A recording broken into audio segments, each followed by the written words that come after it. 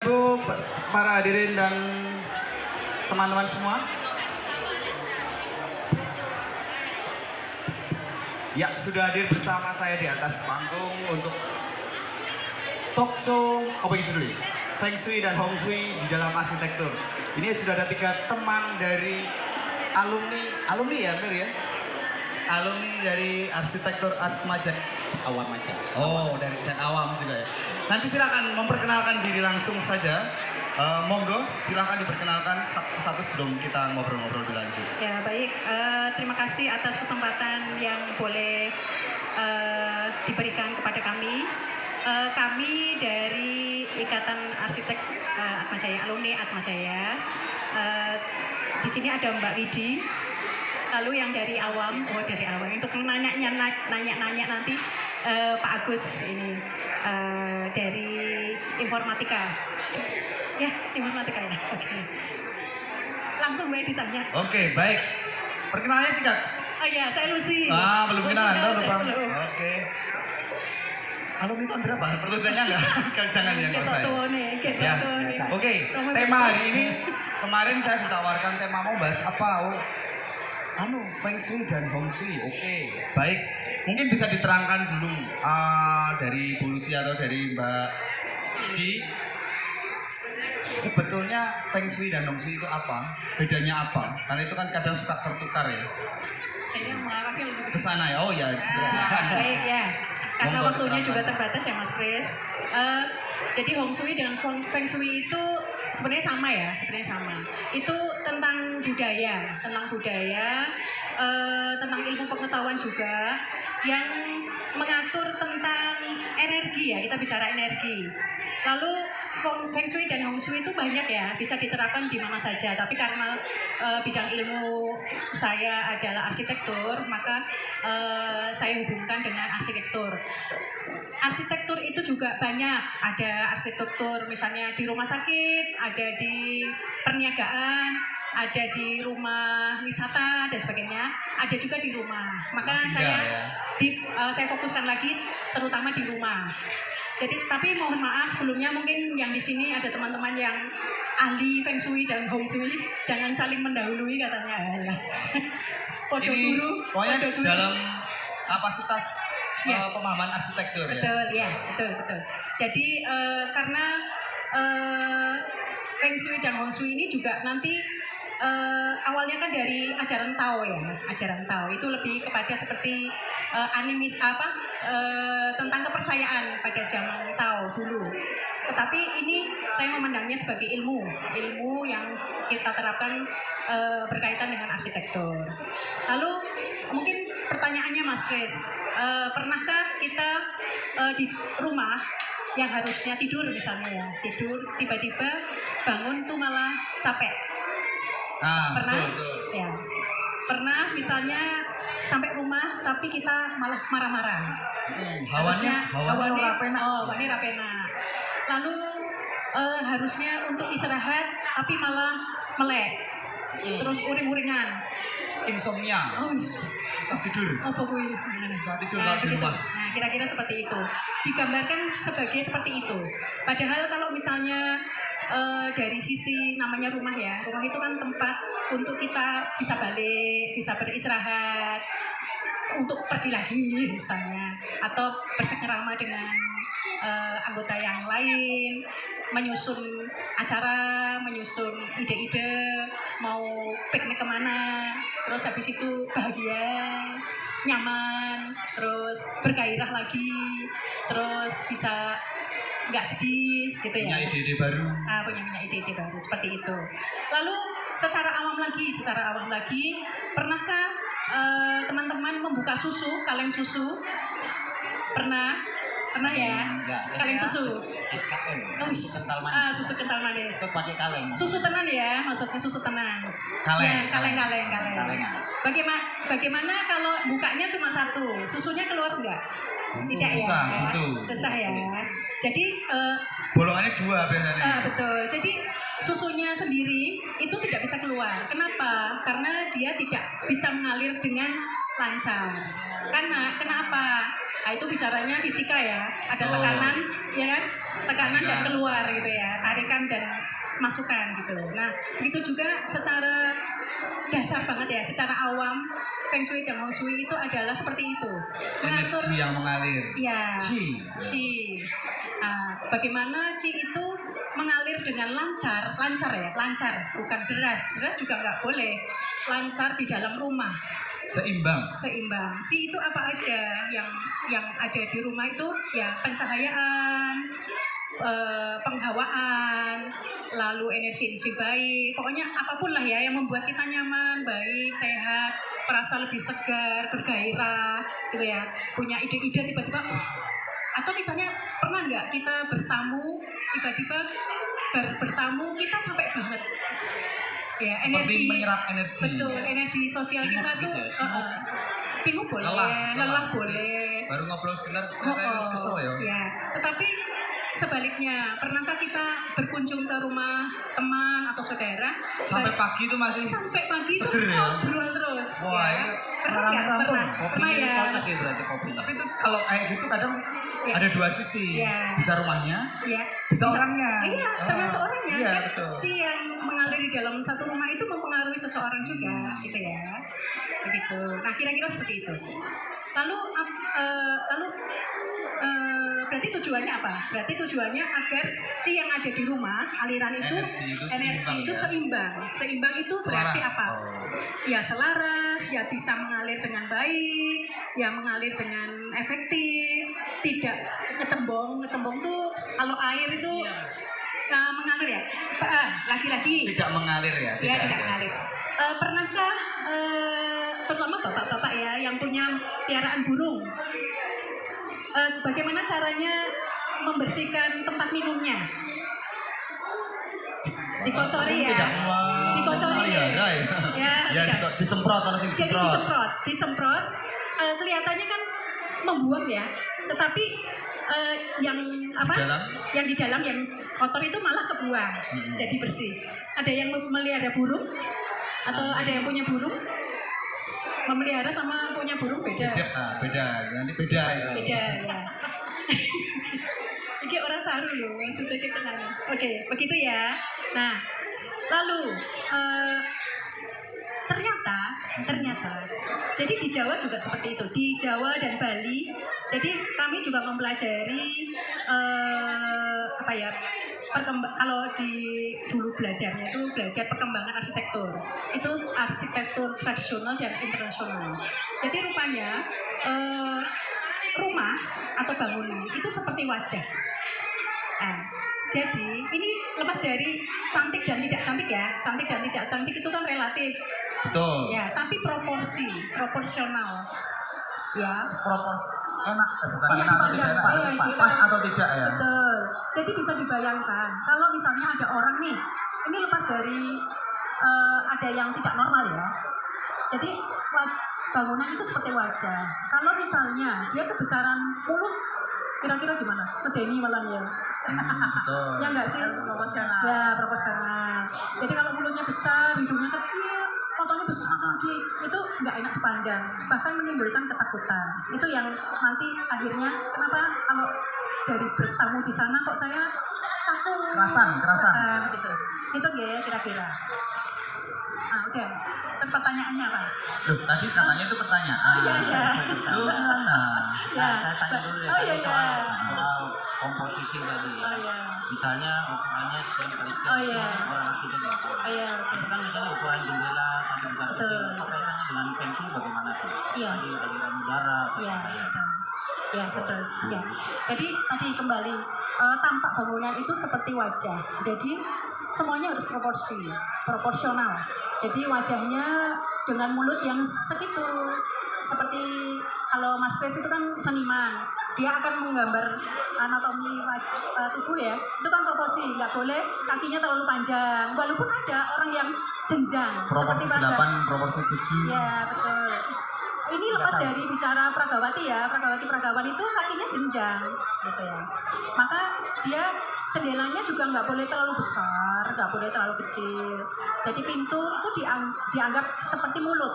Jadi dia tidak bisa terlalu besar, tidak boleh terlalu besar, tidak boleh terlalu kecil. Kecil aja secara logika kita masuk susah. Kalau besar itu nggak seimbang karena seperti mulut. Jadi dia menyerap energi. Semuanya masuk. Kalau ada angin kencang, bablas. Ya, seperti itu. Tabur. Betul, ada proporsi. Itu berarti ada Ada. Jadi sebenarnya korelasinya kalau kita mau beralih ke arsitek, otomatis terhadap tata letak. Tata letak. Kalau saya melihat dari, bagaimana tata letak itu direncanakan Ya. supaya energi itu mengalir sempurna di dalam Ya, ruangan, betul. gitu kan? Ya. Misalnya nih, ternyata sebuah ruangan ada pintu depan, tidak ada jendela, cuma ada satu lubang kecil pojokan, lalu tidak ada pintu belakang. Ya. Saya yakin itu masih sumuk, Ya. tidak proporsi kan itu. Baik. Ini seperti itu ya gambaran kasarnya. Betul. Kita mulai dari depan ya. Nah, mulai depan. Kalau kita mau ke rumah orang, kira-kira yang kita cari apanya? pintu lah. Alamatnya, Alamat dulu. orangnya. Wah, ini arsitek tekan Setuju. komentar. Kata teman-teman yang pertama dicari orangnya. Orangnya. Iya, loh, sebelum ketemu orangnya, biar ketemu orangnya harus dicari pintunya dulu dong. Alamatnya, Bu. Alamatnya. Alamatnya. Aduh. Alamatnya dulu, alamatnya ketemu, Ya. cari orang lain untuk tanya. Ya. Ya, Setelah oke. proses itu dilalui, makanya sampai di rumah. Udah ketemu rumahnya, Betul. kita cari pintunya. Pintunya. Nah, Bel. ya. Bangunan yang baik menurut menurut Hong Shui dan Feng Shui ini lepas dari desain ya. Kadang-kadang Betul. orang itu pengen Artistik. memang artistik, pengen orang lain itu terkejut di pintunya tuh orang ngerti. Oh, Mas, bulannya di pokoknya mana? mewah, tampak indah. Nah, betul. Nah, kalau di Hong Shui Feng Shui itu pintu masuk harus terlihat dengan jelas. Ya. Jadi tidak boleh disembunyikan di Nggak bawah boleh tempat tidur. disembunyikan, ya nggak boleh disembunyikan. Pintunya Karena kenapa? disembunyikan. Karena kenapa? Pintu masuk itu namanya aja pintu masuk. Orang bisa masuk, jangan lupa rezeki dan berkat bisa masuk. Supaya rezeki juga tidak bingung mencari Iya, jalan masuknya ya. betul. Oh. Ya kira-kira seperti itu. Lalu, kalau misalnya pintunya sudah jelas, tiba-tiba di depannya ada pohon besar, kira-kira bagaimana? Ketutupan. Ketutupan ya, Ketutupan. ya, menghalangi. Jadi sebaiknya di depan pintu masuk itu tidak boleh ada yang menghalangi. Pohon besar, pohon kecil pun nggak boleh. Pohon besar, pot kecil, rekannya enak ibu-ibu kan di depan pintu masuk penuh dengan tanaman. Nah itu sebaiknya ini kembali ya, maksudnya ini berdasarkan Hong Shui dan Feng Shui. Mungkin bukan sebaiknya, Apa? tapi lebih bahasanya pada menurut Iya, Feng iya, Shui, iya, menurut makanya betul. tidak di situ gitu Iya, ya. jadi semua penghalang, tiang listrik, pintu, pohon besar, lalu lampu Lampu itu gimana? Lampu taman. lampu misalnya. taman, itu ada toh bagus, ben orangnya lampunya apik, tapi itu nggak bisa. Belerang Kalau barang bisa itu. dihindari. Hah? Belerang. Ya begitu. Jadi hal-hal yang termasuk batas pagar. Jadi tiang pagar, Cagak pagar itu ya. pagar itu jangan di depan pintu, walaupun jauh ya letaknya gitu. Nah, bagaimana kalau kita di depan pintunya, pintu kita nggak ada menghalang, neng tembok wong liya menghalangi, nah itu bermasalah juga. Nah, gitu. Tapi itu sesuatu yang tidak bisa kendalikan. Kan? Betul, tapi bisa di Akali. Oh. Ada penyeimbangnya nanti ada, ya. nanti bentuknya cermin karena dia direfleksikan gitu ya. Lalu Jadi ada alat-alat tambahan ya, untuk mengakali ya. ketidakseimbangan itu tadi ya. Betul. Lalu kita masuk sekarang ke ruang tamu. Nah, iya. Pintu dulu ya. Apa itu? Oh iya. Jangan ngeleng ya. Aduh. Nah, apakah pintu itu harus selalu terlihat? Ya. Kan kadang Ya. ada beberapa desain rumah itu yang pintunya tidak terlihat, Ya. Ketutupan fasad depan itu ya. Ya. menghadap samping. Oh iya. Ya, atau malah ketutupan fasad. Ya. Ya. Itu sebaiknya Apalagi Ya. desain-desain perumahan ya. Perumahan itu kan dibuat sama, terus simple. Foto kabeh pokoknya gitu. Ya. Jadi begini. Gampang ditemukan itu tidak terlihat. Ya, artinya begini. Kalau mau masuk ke rumah itu udah ada ubeng-ubeng neng itu lewati opo. Oh iki to pintune. Nah itu sebaiknya dihindari. Ya. Kan Artinya ada kalau gerbangnya di sini ya pintunya tidak kemudian dihubung gitu ya. Tapi kan ada yang misalnya masuk pintunya ke samping, tapi dia Kelihatan. mudah diakses. Kelihatan begitu ya. Dan memang itu bentuknya pintu. Ya, gitu. Jadi jangan sampai itu pintu, tapi bentuknya jendela. Ada itu ada. Jendela gede kan ada ya. Kan jadi bingung. Abang bawa pintu apa jendela ya ini ya? Gede ya. Ya. Begitu ya. Pintu sudah selesai. Nanti nggak selesai loh ini sampai ke kamar mandi ini guys. Oke. Lalu kita masuk ke ruang tamu. Ya.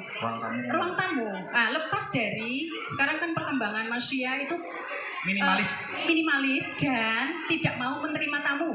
Betul. Ya, oke. Disepakati. Nah, soalnya nggak pernah di rumah lah, biar ceritanya menerima tamu ya. Sekarang masuk langsung ruang keluarga yang ada. Enggak, ruang tamu dulu. Jadi ini lepas dari ada beberapa orang yang tidak suka menerima tamu. Tapi ini caranya ideal ya, seseorang yang bersosialisasi. Kan kita masuk standar sosial. Rumah ya. Standar ideal manusia. Lalu di ruang tamu, apa yang kita harapkan kalau menerima tamu? Ada Suguhan. Lo ya bertamu. Ya, gini. Kita kan pengennya menerima tamu yang baik, ya, yang memberi rezeki, yang memberi kita kebahagiaan. Ada kabar gembira, ada kabar gembira, tidak membawa masalah. Gitu. Sukacita. Membawa masalah juga nggak apa-apa. Nanti pulangnya mendapat kegembiraan. Kita yang menjadi mudari itu bisa. Nah, maka di dalam ruang tamu itu juga harus ada semangat menerima. Nah, itu diwujudkan dengan penataan furniturnya. Itu interiornya ya. Betul, kita bicara interior. Itu apa jenenge? Kursinya itu nggak boleh membelakangi pintu. Nggak boleh membelakangi pintu. Pintu masuknya tadi. Oke. Terus berarti kita datang kita harus melihat kursi yang menghadap ke kita. Kursinya itu bentuknya U, itu yang paling ideal. Menerima. Bukan ngerangkul ya. Padahal sekarang desainnya lebih banyak makanya nggak apa-apa nggak. Karena itu kan tapi membukanya keterbatasan ruang kan. Membukanya itu masih oke ya. Ya oke. Lalu biasanya tuan rumah monggo gitu ya. Nah tuan rumah itu harus menghadap ke pintu masuk. Ya jangan membelakangi. Karena tuan rumah itu kan ya yang punya rumah, yang punya. Ya, tapi kayaknya pasti begitu deh. Belum mesti. Masa ada yang mundur gitu? Monggo. Iya bisa. Mungkin sing teko atasane. Wedi. Ya, jadi itu menerima. Lalu buatlah senyaman mungkin supaya tamunya juga nyaman. Kerasan. Tapi padahal itu kadang sekarang nggak mau ya. Iya betul. Tak gawe kursinya sing atas dan cepat balik. Aku nanya ruang tamuku atas ini. Betul. Dan cepat pulang, nggak usah ada senderanya. Iya betul. Lalu di situ kalau bisa itu warnanya itu harus warna yang netral ya. Warna yang netral itu warna yang tidak ngejreng. Kalem ya, maksudnya soft. Netral nek sing tak pelajari dulu ya. Putih, ya, abu-abu. Ya, putih, abu-abu, boleh hitam. Hitam itu tanda kestabilan, ketegasan. Itu warna-warna pastel gitu ya. Boleh. Tapi saya boleh nggak warna saya kesukaannya ungu? Boleh. Ungu tuh kejayaan. Kalau di Hong Shui ya, kita bicaranya Hong Shui. Lalu karena namanya tamu, menerima tamu, maka semua yang di situ menyenangkan. Jadi hindari kalau mau memasang lukisan, jangan yang mengandung brutalisme. Jadi misalnya peperangan itu tidak boleh. Dihindari. Jangan tidak boleh. Dihindari kesedihan. Lalu keras-keras seperti ada yang kadang-kadang ini nggak salah, tapi ada yang kadang-kadang memasang yang batu di Amerika tuh Green Canyon. Nah itu sebenarnya enggak ya, enggak boleh. Tampilannya keras gitu ya. Keras. Lalu saya juga pernah menemui ya, kebetulan saudara saya sendiri karena geolog, dia masang ini batu-batu. Gua. Itu foto-foto batu. Sebaiknya dihindari. Lalu singa yang lagi mengaum, nah itu sebaiknya dihindari ya. Yang keras-kerasan, yang kesedihan itu sebaiknya dihindari. Mengapa? Mengapa? Karena itu mempengaruhi energi di dalamnya. Jadi memandang. Seolah-olah terancam gitu ya, yang Betul. pertama ya. Jadi gini loh, maksudnya kan katanya manusia itu perilakunya, Psikologis. itu awalnya dari melihat terus lalu Terserap. persepsi ya, lalu atensi, lalu muncul sebagai perilaku. Nah nanti kok lihatnya selalu macam gitu ya, kira-kira seperti itu. Gitu ya. Lalu kalau mau memasang cermin itu Ini cermin. ya cermin. Katanya sesuatu benda yang bisa menetralisir. Ya. Tergantung letaknya. Tergantung letaknya. Ya, ternyata. betul. Kalau di ruang tamu dia tidak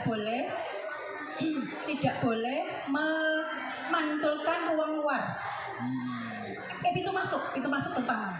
Tetapi kalau pemandangan dari luar itu boleh. Terus memancarkan orang yang lagi duduk, misalnya ini kita duduk, cerminnya di depan kita, itu boleh. Nah itu seperti kalau kita membicarakan kebaikan, itu diperbanyak, digandakan. Melipat gandakan. Ya itu sama saja dengan nanti posisi cermin di ruang makan. Karena akan ada dan harus digandakan. Tentang cermin sama, saya juga pernah mendengar ini ya. Ini ada hubungannya dengan ini, benda rohani. Jadi ada yang mengatakan sebaiknya benda rohani tidak diletakkan bersama dengan cermin karena istilahnya katanya ya di situ justru akan menghilangkan efek kerohaniannya. Gitu. Apakah pernah mendengar tentang itu juga? Kayaknya belum. Hanya memang jadi kalau di Hong Shui Feng Shui itu ada pakwa. Jadi itu ruangan itu dibagi menjadi 8 arah mata angin. 9 blok. Namanya apa? 9 blok. Jadi di tengah-tengahnya itu ada namanya Tai Chi. Tai Chi itu keseimbangan. Nah, ruang itu tadi altar ya. Kalau di Hong Shui Feng Shui adanya di tengah. Tapi kalau kita kan kadang-kadang di taman ya. Ya nggak apa-apa gitu. Tapi kalau yang kecermin itu menghilangkan efek kerohanian benda-benda rohani, kayaknya saya baru dengar gitu. Karena saya ada biasa kan kalau di YouTube itu ada 3 benda yang sebaiknya tidak kamu dekatkan dengan itu tak pocok. Tapi ya ada masuk logika juga. Saya lupa yang 2 apa itu. Tapi itu makanya saya ngobrol apakah itu ada hubungannya dengan Feng Shui dan Hong Shui atau tidak, atau mungkin itu persepsi lain secara kerohanian ya membawa energi juga karena itu hubungannya dengan energi kalah dengan energi cermin mungkin semacam itu. Bisa dilanjut tadi setelah ruang tamu kita masuk ke ruangan mana lagi? Ya, di mana? Ruang tengah. Ruang tengah namanya aja ruang tengah. Tapi kadang-kadang karena minimalisnya suatu bangunan, maka biasanya ruang tamu dan ruang tengah jadi satu. Boleh ya. Jadi itu prinsipnya sama dengan ruang tamu. Ruang keluarga ya. Ruang keluarga. Living room. Ya. Living room ya. Yang paling penting malah itu ruang makan. Ya, ruang makan. Ruang makan. Ruang makan. Dining room. Ya. Ruang makan itu di situ biasanya ngapain? Apa? Biasanya ngapain? Makan. Terus ngapain? Ngobrol. Ya belum tergantung kebiasaan keluarga itu beda-beda. Iya. Ya. Yang jelas namanya aja ruang makan. Biasanya ada kegiatan makan. Dan berbincang-bincang. Betul. Normalnya. Betul. Lalu pernah nggak dengar ini? Nggak tahu juga ya. Yang mengemukakan pertama kali siapa? Masalah bisa diselesaikan pertama kali pokoknya harus dengan makan di meja makan atau urusannya perutnya diselesaikan dulu, semuanya akan selesai. Pernah nggak dengar? Ya kira-kira seperti itu ya. Istilah. Betul. Ternyata di budaya Hong Shui itu jantungnya rumah itu ada di ruang makan. Ya. Kenapa bisa begitu? Ruang makan dan dapur gitu. Karena di situ pusatnya energi. Ya. Sumber kita bisa bergerak. Betul. Nah, maka kalau bisa itu ruangnya agak ditinggikan, ada leveling di situ. Lebih tinggi dari ruang lain. Lebih tinggi dari ruang lain. Tapi biasanya orang itu kan membuat ruang tamu terus midun, malah turun. Jadi ruang tamunya di atas. Oh, berarti ruang rumah saya itu udah benar kalau di rumah. Karena ruang tamu itu lebih rendah dari yang lain. 2 lantai gitu, 3 lantai, ruang makannya di atas. gitu ya. Nah, lalu di ruang makan dan dapur itu, nah itu gunanya kaca atau cermin, karena energi itu Lipat gandakan. Ya, dilipat gandakan. Lalu warna apa sebenarnya yang paling cocok? Di tempat makan. Ya. Warna-warna cerah. Hijau Enggak juga sih. pastel itu hijau-hijau udah. Merah. Oh, merah. Merah. Merah itu menurut api, warna itu ya? gairah ya. Warna Dipraktekkan nggak jatuhnya bisa, kok nggak ngeri. bisa, ngeri. Nanti dikiranya kita ikut partai apa gitu ya. Enggak, rasanya juga enggak nyaman juga kan. Ya. Kita makan Ya, dengan- turunannya. Tapi jangan turunannya itu nanti bisa ungu. Atau sebagian aja yang. Iya, ya mungkin satu blok gitu ya, seperti itu. Lalu harus ada cermin itu ya, supaya dilipat gandakan.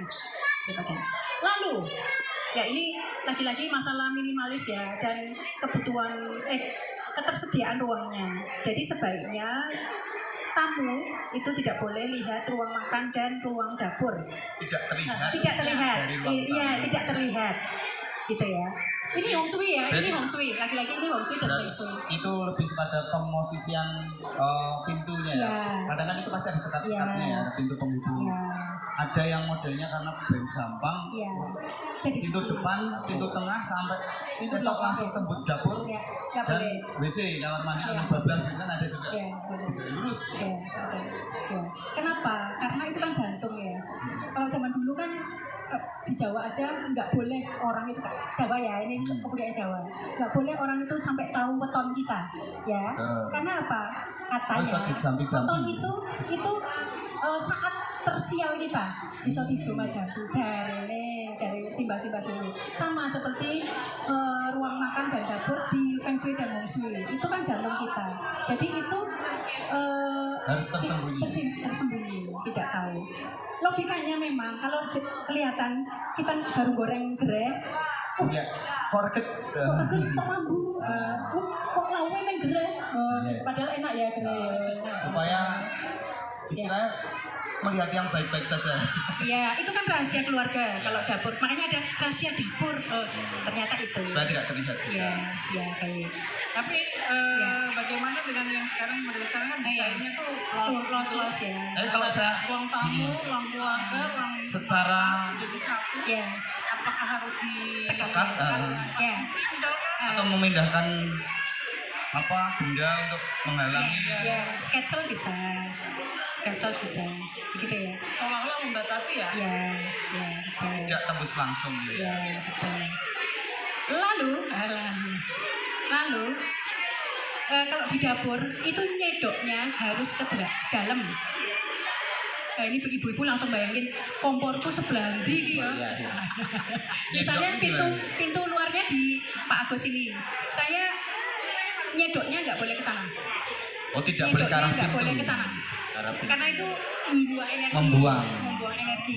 Jadi nyedoknya harus Jadi nggak boleh ke Loh, bawahnya. berarti kalau misalnya kita kidal nggak apa-apa ya? Kidal nggak apa-apa. Boleh kan, Yin? Tapi nggak Kidal, boleh. nyidil. Seberapa orang yang kidal di Makanya rumah? kan menyesuaikan Ya, pintunya. betul. Gitu ya, kira-kira. Begitu.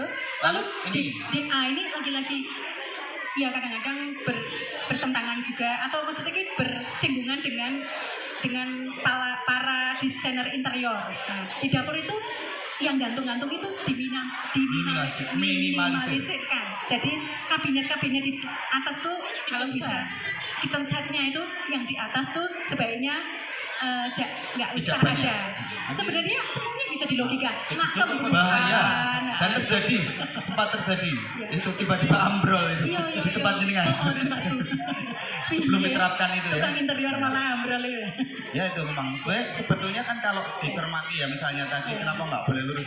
Ya. Yo segala sesuatu jadi ketok, Ya. bablas nggak enak gitu. Ya, nggak enak. Misalnya masak kan panasnya sampai Ya. depan misalnya. Ya, terus berantakan misalnya kita belum sempat membereskan karena sibuk, karena teranu waktu, terus berantakan orang bisa lihat betapa tidak rapinya kita, gitu ya sebenarnya.